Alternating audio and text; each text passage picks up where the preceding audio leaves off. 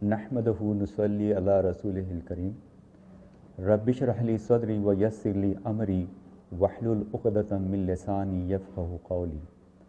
फ़क़ाल अल्लाहु तबारक व तआला फ़ी क़ुरआनिल मजीद फ़अऊज़ु बिल्लाहि मिनश शैतानिर रजीम बिस्मिल्लाहिर रहमानिर रहीम फ़लअल्लका बाक़िउन नफ़्सका अला आसारिहिम इल्लम युमिनू बिहाज़िल हदीस असफ़ा। सदक़ल्लाहुल अलीयुल अज़ीम।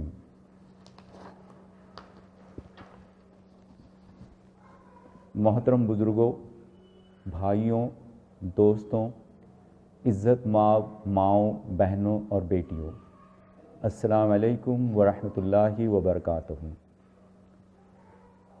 आज के इज्तिमा का मौजू है मिनज़्ज़ुलुमाति इलन नूर, जो मीक़ात की सब में बड़ी मुहिम है, उसको इम्पैक्टफुल कैसे बनाया जाए। अल्हम्दुलिल्लाह हम सब इसके लिए तैयारियों में लगे हुए हैं और हम सब ये चाहते हैं कि ये मुहिम बहुत कामयाबी के साथ मनाई जाए। अल्हम्दुलिल्लाह हल्के महाराष्ट्र को ये शर्फ हासिल है कि दावत के मैदान में यहाँ बहुत नुमाया काम अंजाम दिए जाते हैं। अल्हम्दुलिल्लाह ज़िम्मेदारान वाबस्तगान जमात दावत पर खुसूसी तवज्जो देते हैं, जिसके नतीजे में महाराष्ट्र की जो समाजी तहरीकात हैं, जैसे मराठा सेवा संघ, बामसेफ, इसी तरह मजहबी शख्सियात, अदबी शख्सियात, police administration, government officers, print और इलेक्ट्रॉनिक मीडिया, अदलिया, इंटेलेक्चुअल्स, सोशल एक्टिविस्ट से हमारे बहुत अच्छे रवाबित हैं।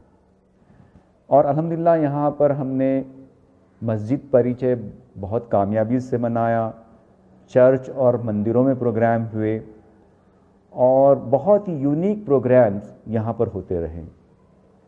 अल्हम्दुलिल्लाह हमारी माएँ और बहनें भी दावत के मैदान में बहुत एक्टिव हैं। इस मुहिम से कबल कई मुहिमात अल्हम्दुलिल्लाह हम मना चुके हैं और करोड़ों अफराद तक हमने इस्लाम की दावत पहुंचाने की कोशिश की है। समाज के हर तबके तक इस्लाम की कोई ना कोई बात पहुंचाने की हमने कोशिश की है। ये अल्लाह ताला का फजल व एहसान ही रहा है।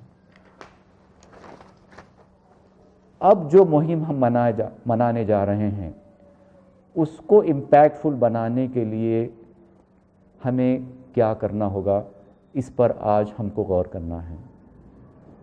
मोहतरम रुफ़क़ा इकराम, हमारा नज़्बुल-ऐन इक़ामत दीन है, जो कि हमारी मंजिल भी है, हमारा डेस्टिनेशन है।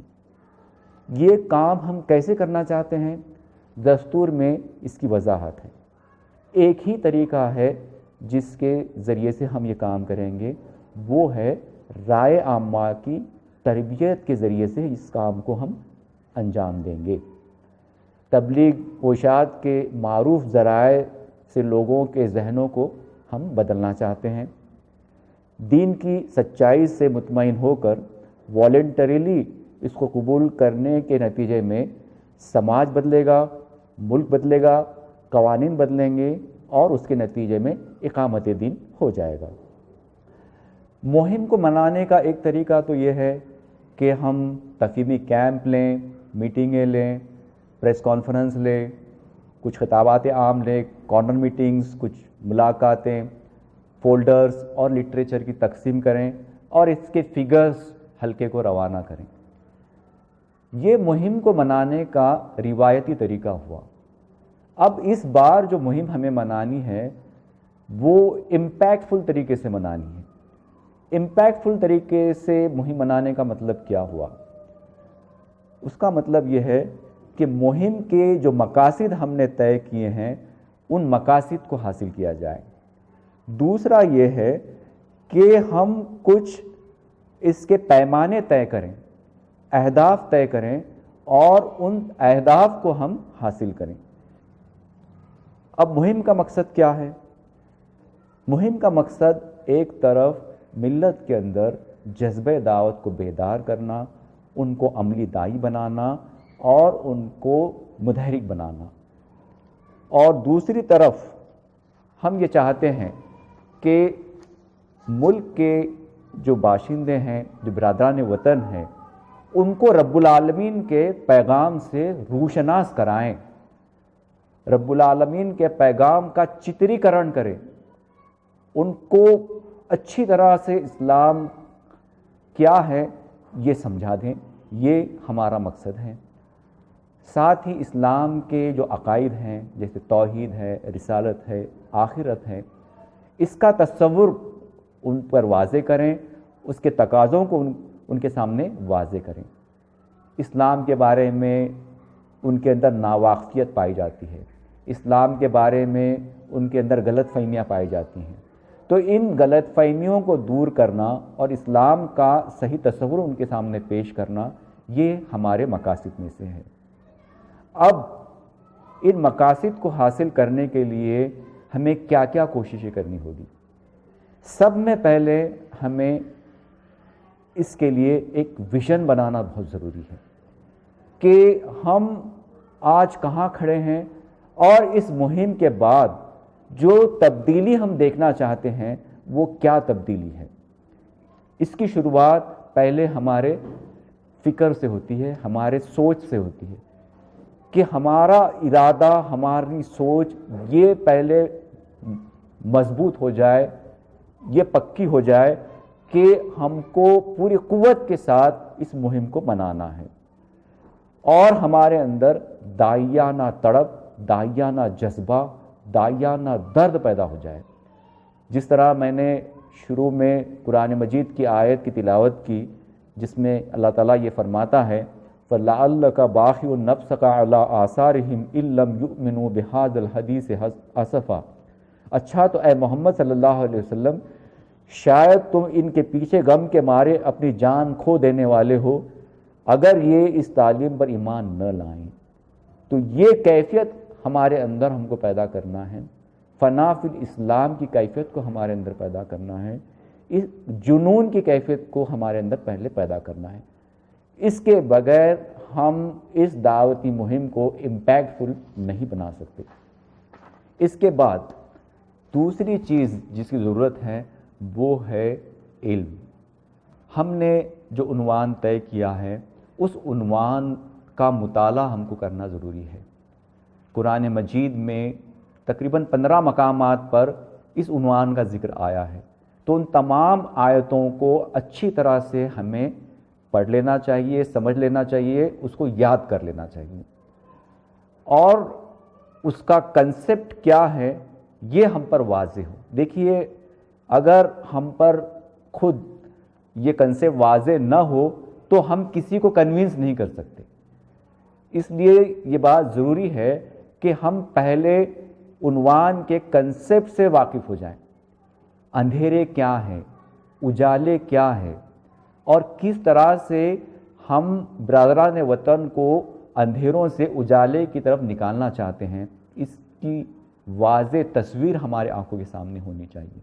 اس سے قبل جو تقریریں ہوئی ہیں اس میں عنوان کے کنسپٹ کے اوپر کافی گفتگو ہو چکی ہے۔ میں چند اشارے اس کی طرف کرنا چاہتا ہوں۔ سب میں پہلی بات یہ ہے کہ جب ہم اندھیروں کا ذکر کریں تو ہم صرف ان برائیوں کا ذکر نہ کریں جو اندھیرے کے نتیجے میں ہم کو نظر آتے ہیں، جیسے کہ شراب ہے، جوا ہے، قتل غارتگری ہے، ظلم و زیادتی ہے، استحصال ہے، اور بروکن فیملیز ہیں۔ یہ تمام جو برائیاں ہیں وہ اندھیروں سے ہونے والے اثرات ہیں۔ اصل جو برائی ہے، اصل جو اندھیرا ہے، اس کی طرف اشارہ ہم کو کرنا چاہیے۔ دیکھیے، اندھیرے کا جو مطلب ہے وہ ہے گمراہی، اور یہ گمراہی کس چیز کے نتیجے میں آتی ہے کہ جب انسان اپنے پیدا کرنے والے کا انکار کرتا ہے، جب وہ کفر کرتا ہے یا شرک کرتا ہے، یا وہ خدا ہی کو نہیں مانتا، یا پھر وہ نفس پرستی کا غلام بن جاتا ہے، تب وہ اندھیرے کے اندر گم ہو جاتا ہے اور اس کو صحیح راستہ نہیں ملتا۔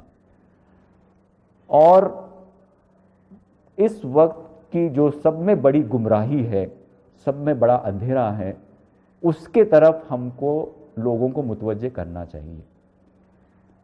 یعنی گمراہی کا جو مین سورس ہے، گمراہی کا جو منبع ہے، اس کی طرف لوگوں کی توجہ کو ہم کو مبذول کرانا چاہیے.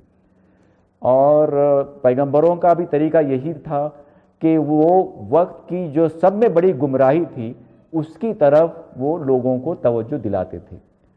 تو اس وقت سارا جو دنیا کا نظام چل رہا ہے وہ مغربی نظریے کے مطابق چل رہا ہے.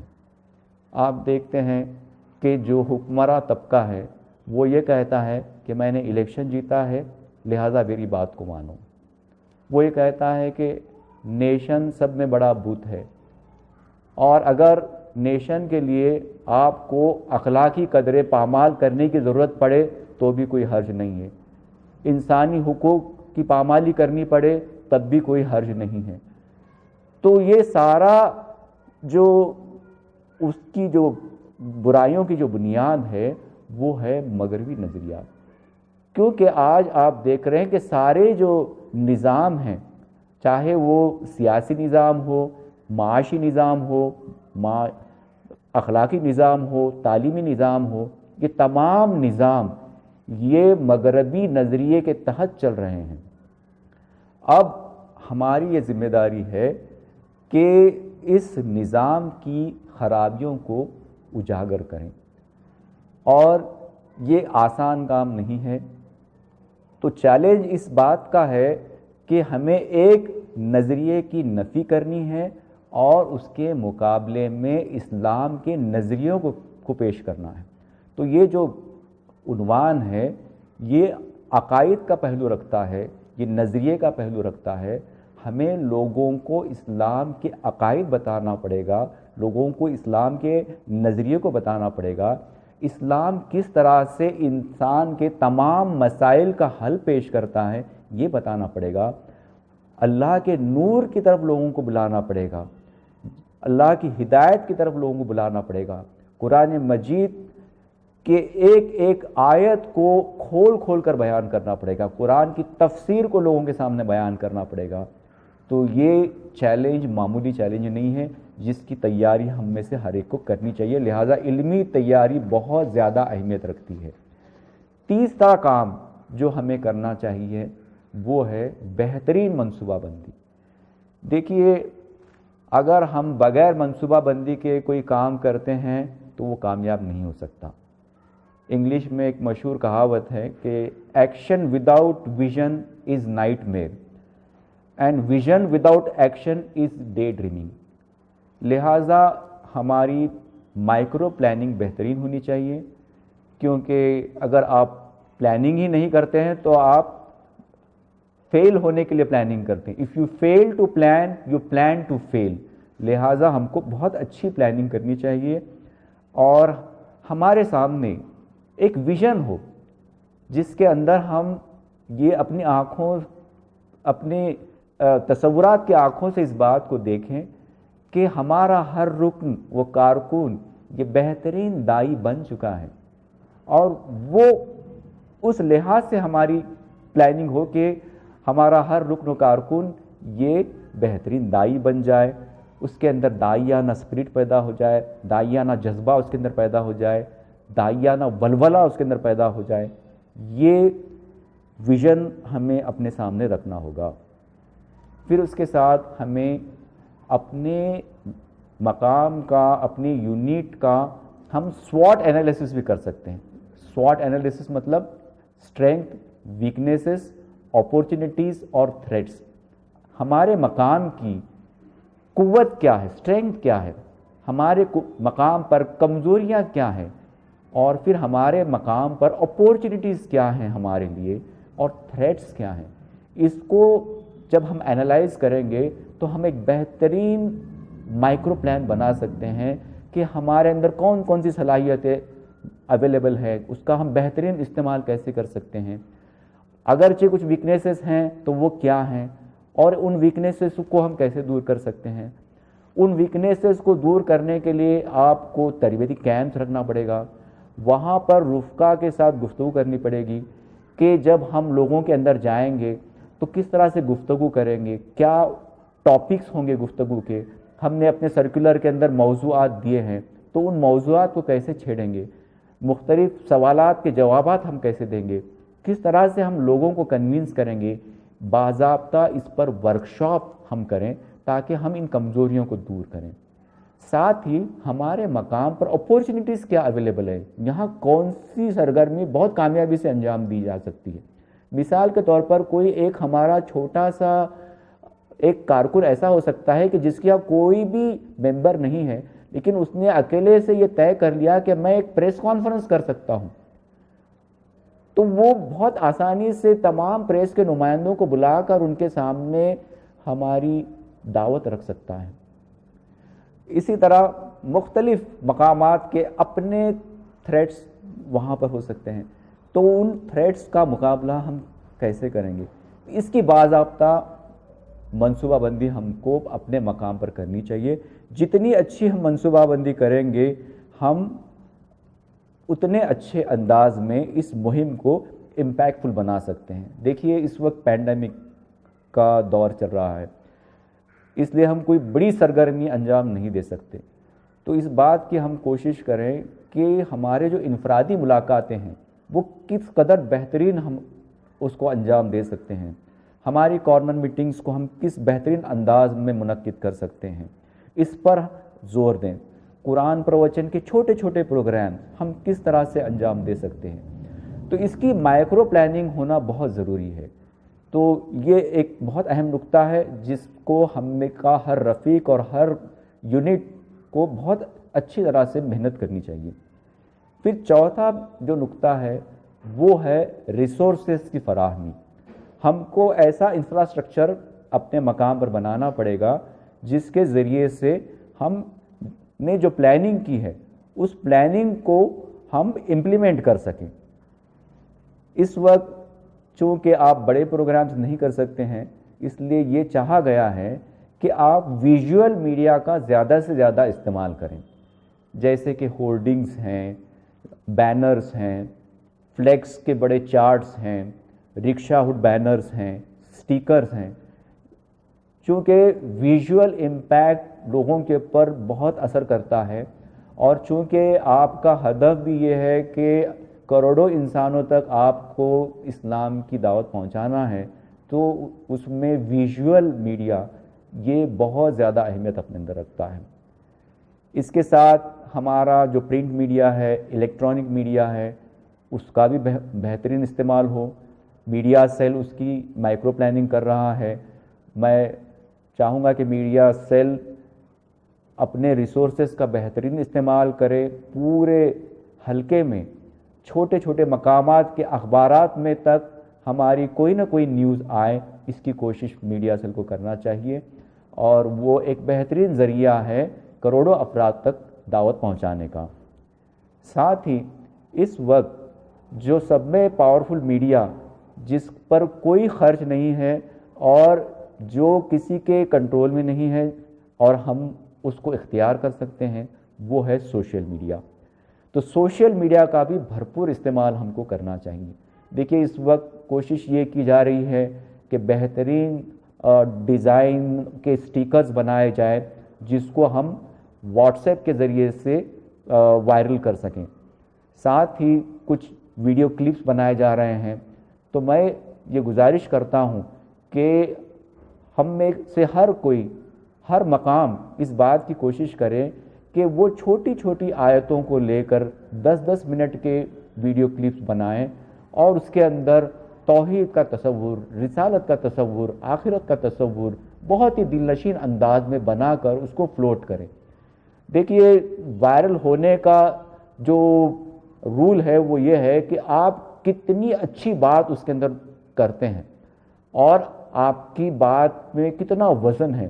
تو یہ کافی ہوتا ہے کہ کسی بھی ویڈیو میسیج کو، واٹس ایپ میسیج کو وائرل ہونے کا، اس کے لیے بہت زیادہ گرافکس کی ضرورت نہیں ہوتی. تو میری یہ گزارش ہے کہ اس کی کوشش کی جائے کہ ہم ایسے میسیجز کو وائرل کریں.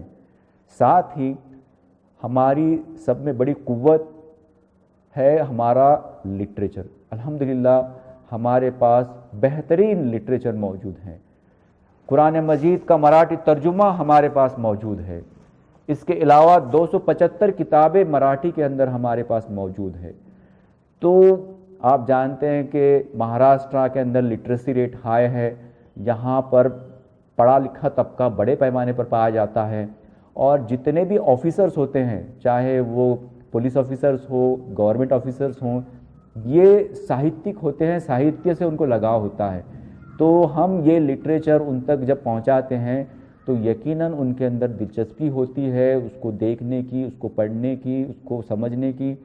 تو میں یہ سمجھتا ہوں کہ ہم اس معاملے میں بہت خوش قسمت ہیں کہ یہاں کی عوام، یہاں کے لوگ ہماری بات کو غور سے سنتے ہیں، ہماری کتابوں کو پڑھتے ہیں اور اس کا پازیٹیو رسپانس بھی دیتے ہیں. تو اس کا بھرپور فائدہ ہم کو اٹھانا چاہیے.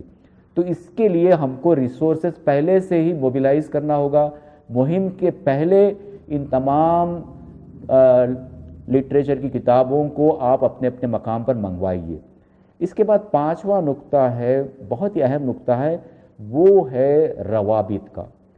دیکھیے میں نے اس بات کی بہت کمی محسوس کی ہے کہ ہمارے گنے چنے رفقا کے علاوہ ایک بڑی تعداد کارکنوں کی اور ملی بھائیوں کی ایسی ہے کہ جو کاروبار کے لیے تو برادران وطن سے تعلق رکھتے ہیں، لیکن دعوت کے لیے برادران وطن سے تعلقات کو استوار نہیں کرتے. ہماری یہ خوش قسمتی ہے کہ برادران وطن ہمارے پاس کوئی نہ کوئی وجہ سے، کوئی نہ کوئی کام کے لیے مسلسل ہم سے ربط میں آتے ہیں. جیسے کہ مسلمانوں کے کھانے ان کو بہت پسند ہے، مسلمانوں کے یہاں جو عطر اور خوشبو اور غزل، شعر شاعری، اور مسلمانوں کے یہاں کچھ جو اسپیشلائزڈ سکلز ہیں جیسے آٹو موبائل کی لائن ہے، اور بھی ایسے کچھ سکلز ہیں جہاں مسلمانوں کے علاوہ کوئی بھی اس کام کو نہیں کر سکتا، اس لیے ان کو مسلمانوں کے پاس آنا ہی پڑتا ہے.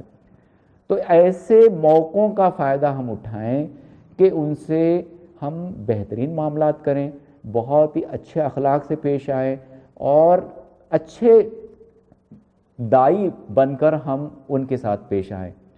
الحمدللہ ایسے کئی واقعات ہمارے سامنے آتے ہیں کہ ہمارے بہت ہی کم صلاحیت کے، کم پڑھے لکھے ہمارے کارکنوں نے بہترین اخلاق کے ساتھ ان برادران وطن سے پیش آ کر اسلام کی دعوت پہنچائی، قرآن مجید ان تک پہنچایا اور ان کو ہمارے پروگراموں کے اندر وہ شریک کرتے ہیں.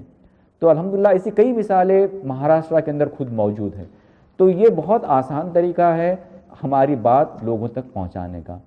تو اس میں ایک کوشش ہم کو یہ کرنی چاہیے کہ لوگوں کی زبان میں ہم بات کریں. لوگوں کی زبان میں بات کرنے کا مطلب صرف یہ نہیں ہے کہ ہم مراٹھی میں بات کریں.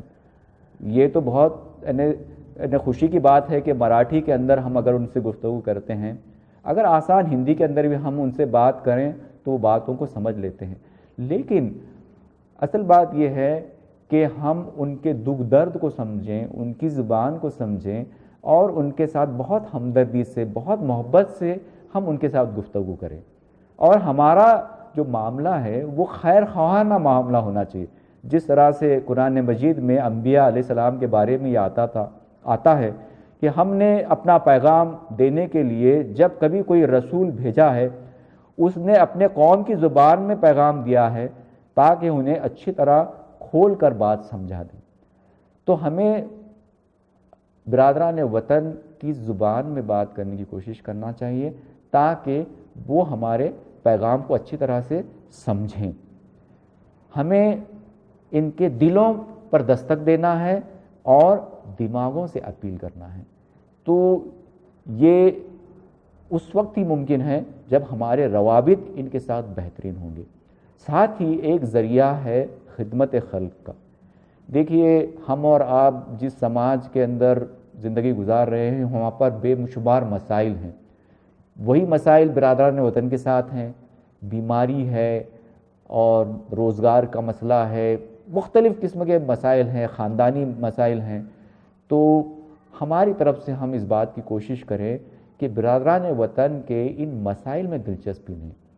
کوئی اگر بیمار ہے اس کے علاج کے لیے ہم کوئی مدد کر سکتے ہیں تو ضرور ہم اس کی مدد کریں.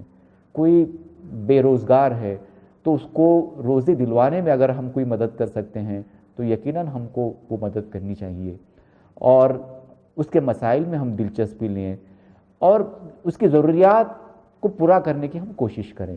تو اس کے ذریعے سے ہم اس کے دل میں جگہ بتائیں گے. دیکھیے ہم کو دلوں کو جیتنا ہے لوگوں کے. جس طرح سے قرآن مجید میں سورہ اعراف میں یہ بات اللہ تعالیٰ نے فرمائی ہے کہ انبیاء علیہ السلام یہ کہتے تھے کہ میں رب العالمین کا رسول ہوں, تم کو اپنے رب کے پیغامات پہنچاتا ہوں اور تمہارا ایسا خیر خواہ ہوں جس پر بھروسہ کیا جا سکتا ہے. تو یہ پوزیشن ہم کو اپنی سماج میں کریٹ کرنا ہے. کیا آج ہماری یہ پوزیشن ہے؟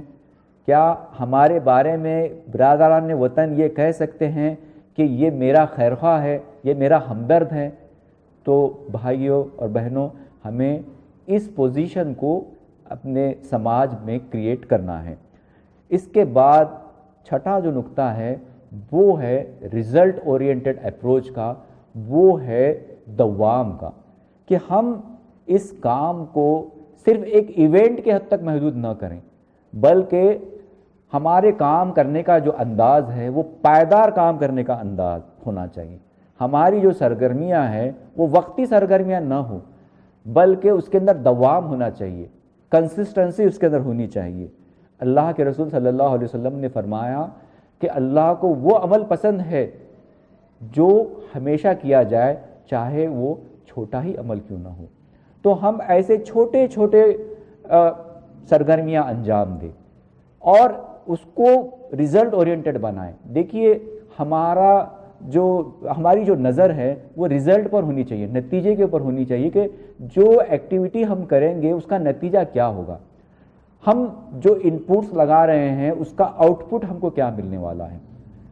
جیسا کہ مثال کے طور پر آپ ایک چھوٹا سا پروگرام لیجئے کہ میں جس گلی میں رہتا ہوں یا جس محلے میں رہتا ہوں وہاں پر برادران وطن کے اندر اسلام کے بارے میں بہت ساری غلط فہمیاں ہیں, بغض ہیں, ان کے اندر ناواقفیت ہے.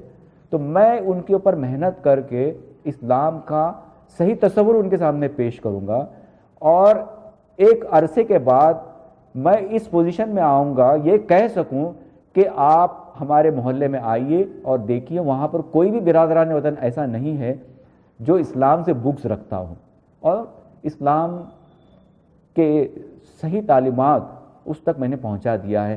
یہ کہنے کے قابل ہم ہو جائے تو اس کام کے لیے ہم کو محنت کرنی ہوگی. دیکھیے غلط فہمیوں کا ایک پہاڑ ہے, اب اس پہاڑ کو توڑتے ہوئے ہمیں جانا ہے تو اس کے لیے بہت محنت کرنی پڑے گی اور بہت چیلنجنگ یہ کام ہے. اس کے لیے ہم کو بہت فیلڈ ورک کرنا پڑے گا.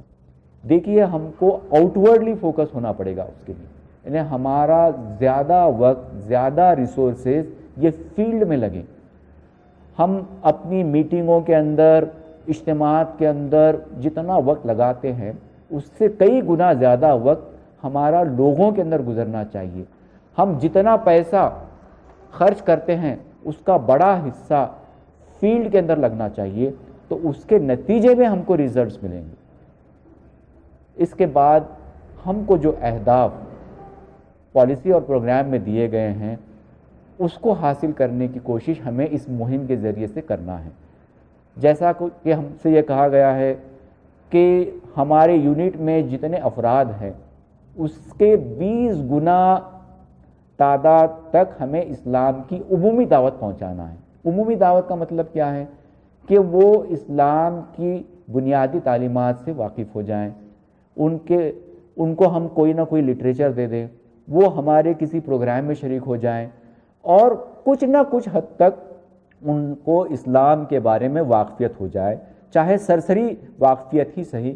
تو یہ ہمارا پہلا ہدف ہے. اس کے بعد جو دوسرا ہدف ہے کہ ان ملاقاتوں کے اندر اس کے اندر فیملی ریلیشنز بھی آئی, وطنی فیملیز کے ساتھ بھی ہم کو روابط قائم کرنا ہے اور پھر ہم کو اندازہ ہو جائے گا کہ کون ہماری بات کو غور سے سنتا ہے اور ہمارے باتوں کا اثر قبول کر رہا ہے، تو اس پر مزید ہم کو محنت کرنی ہے اور کما حقہ دعوت ان تک پہنچانا ہے۔ تو اس کا بھی ہدف ہم کو دیا گیا ہے کہ 5 لوگوں تک، کم سے کم 5 لوگوں تک اسلام کی پوری دعوت ہمیں پہنچانا ہے کہ وہ اچھی طرح سمجھ جائیں، یعنی اسلام کی تعلیمات سے روشناس کرانا ہے ان کو، اسلام کے عقائد کیا ہیں، اسلام کی شریعت کیا ہے، اسلام کا نظام حیات کیا ہے، اس کی پوری معلومات ہم کو ان تک پہنچانی ہے۔ پھر ان کے سوالات کے جوابات ہم کو دینے ہیں ممکن حد تک، اور ان کی جو غلط فہمیاں ہیں اس کو دور کرنا ہے، اور ان تمام تعلیمات کو پہنچانے کے بعد ان کے حق میں ہم کو دعا بھی کرنی چاہیے اور قبول حق کی دعوت بھی ان کو دینی چاہیے۔ تو یہ ہدف جو ہمیں دیا گیا ہے، اس کو حاصل کرنا یہ ہمارے مہم کو امپیکٹ فل بنانے میں کہلائے گا۔ پھر ایک اور ہدف جو ہم نے طے کیا ہے وہ ہے معاون سازی کا ہدف۔ ہر رکن اور ہر کارکن کے لیے یہ ہدف طے کیا گیا ہے کہ اس کو کم از کم ایک معاون بنانا ہے۔ تو یہ کم از کم کے اہداف ہے، تو ہمیں اس مہم سے فائدہ اٹھاتے ہوئے اس بات کی بھی کوشش کرنا چاہیے کہ معاونین کی تعداد بڑے، معاون ہمارے ساتھ ہو جائیں۔ معاون کا ڈیفینیشن بہت آسان ہے، اس کے لیے کوئی فارم بھرنے کی ضرورت نہیں ہے۔ وہ آپ کے کام کو پسند کرتا ہو، آپ کے پروگرام میں حصہ لیتا ہو، آپ کا تعاون کر رہا ہو، تو وہ آپ کا معاون بن جاتا ہے۔ تو یہ مختلف نکات ہیں جس پر جب ہم محنت کریں گے تو ہم اس مہم کو ریزلٹ اورینٹڈ بنا سکتے ہیں۔ اور آخری نقطہ جو کہ بہت اہم نقطہ ہے اس مہم کو امپیکٹ فل بنانے کا، وہ یہ ہے کہ راتوں میں اٹھ کر اللہ رب العالمین سے گڑ گڑا کر ہمیں دعائیں کرنی چاہیے کہ اللہ ہم نے ایک حقیر سی کوشش کی ہے، تو اس کوشش کے نتیجے میں ہمیں بہترین نتائج عطا فرما، لوگوں کے دلوں کو کھول دے، لوگوں کے سینوں کو اسلام کو سمجھنے کے لیے آسانیاں پیدا کر۔ اس کی دعائیں ہم کو راتوں میں اٹھ کر کرنا چاہیے۔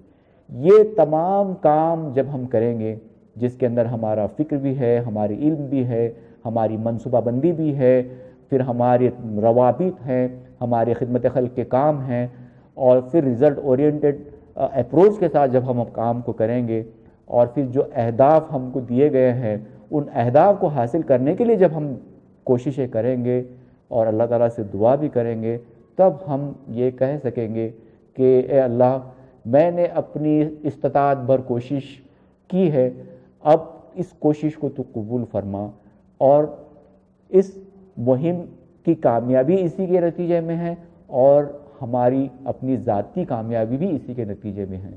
تو میں آخر میں اللہ سبحانہ و تعالیٰ سے دعا کرتا ہوں کہ وہ اس مہم کو کیفیت اور کمیت کے ساتھ اس کو کامیابی عطا فرمائے، اور ہماری جو کوششیں ہیں اس کو قبول فرمائے، اور اس کے نتیجے میں اسلام کا نور اس ریاست میں پھیلے اور ہم ایک بہترین سماج اس کے ذریعے سے قائم ہو، اور اقامت دین اس کے ذریعے سے ہم قائم کرنے کی طرف آگے بڑھیں۔